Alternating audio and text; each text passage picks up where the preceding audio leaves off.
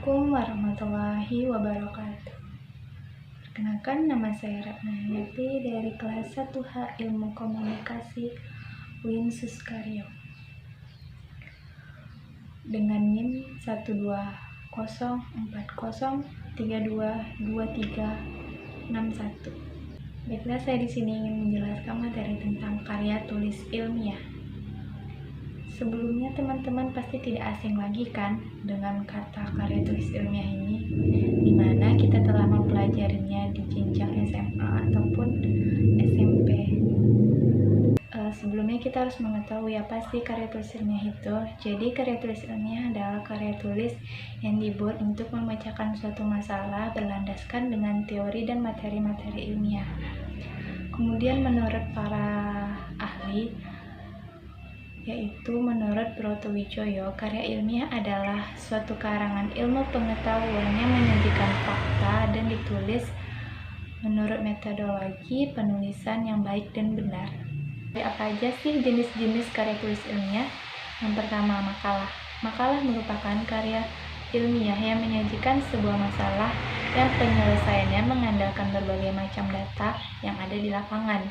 Kedua, artikel. Artikel ini tulisan yang berisi pendapat subjektif yang penulisannya tentang suatu masalah atau peristiwa. Yang ketiga, skripsi.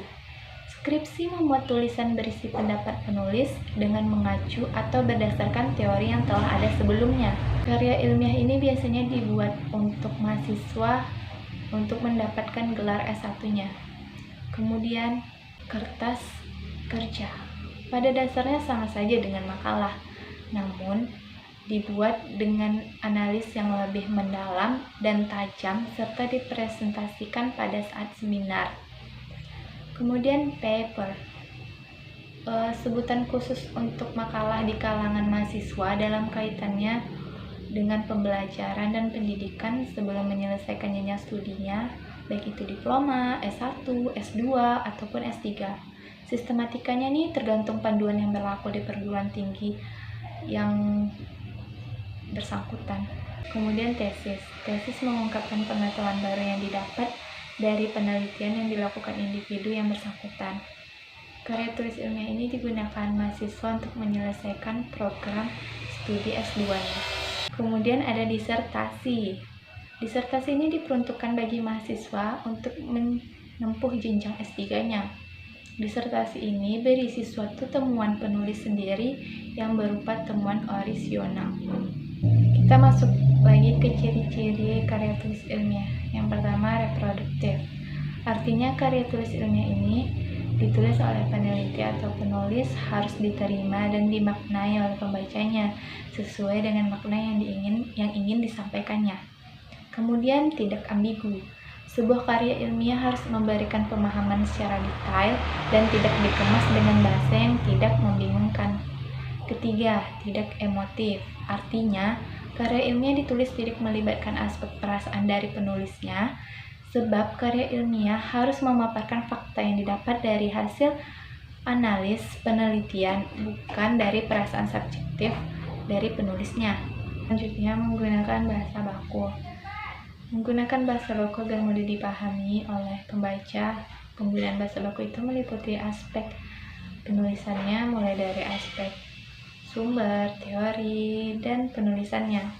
Kemudian menggunakan kaidah keilmuan.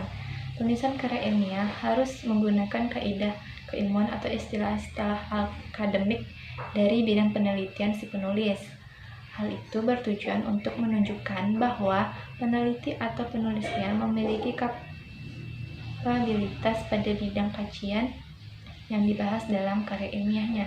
Kemudian bersifat dekoratif, artinya penulis karya ilmiah ini menggunakan istilah atau kata yang memiliki satu makna. Kemudian terdapat kohesi, artinya karya ilmiah harus memiliki kesinambungan antar bagian dan babnya. Menggunakan kalimat efektif. Tujuan penggunaan kalimat dalam karya ilmiah agar pembaca tidak dipusingkan dengan penggunaan kalimat yang telah digunakan oleh penulis. Adapun struktur dari karya ilmiah ini ada 3 bagian. Yang pertama, pendahuluan. Bagian pendahuluan berisikan dasar-dasar penelitian ilmiah, dilakukannya masalah yang diangkat, dan mekanisme penyelesaian masalah itu. Yang kedua, isi dan pembahasan. Bagian isi dan pembahasan ini bisa terdiri dari satu atau lebih bab. Kemudian ketiga, kesimpulan. Bagian kesimpulan berisikan kesimpulan dari hasil analisis pada bagian isi dan pembahasannya. Kemudian apa aja sih tujuan dari karya tulis ilmiah ini?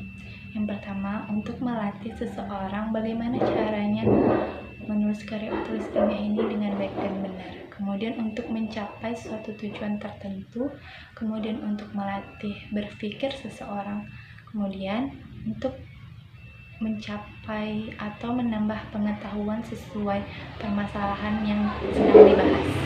Baiklah, sekian materi dari saya, semoga bermanfaat, dan apabila ada kesalahan saya mohon maaf. Assalamualaikum warahmatullahi wabarakatuh.